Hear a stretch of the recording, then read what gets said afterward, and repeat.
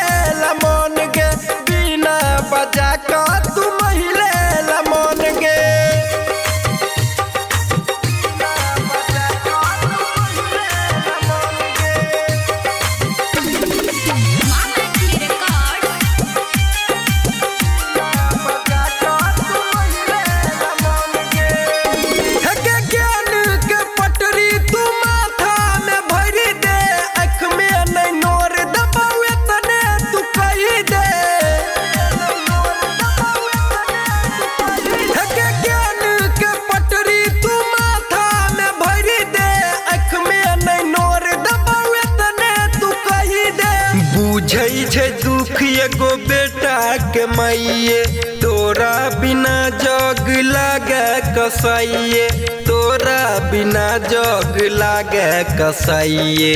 बैठै छी खाइला घोटाई नहीं ओन गे, बैठै छी खाइला घोटाई नहीं ओन गे, बिना बजा का तू महिले लमन गे।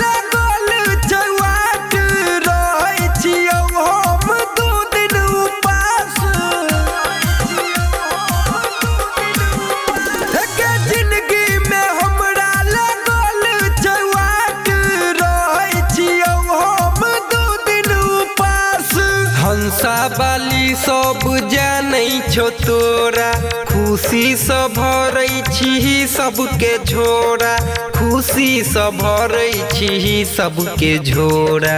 पंकज पांड्या के सुनिए बचन गे, पंकज पांड्या के सुनिए बचन गे, बिना बजा का तू महिले लमन गे।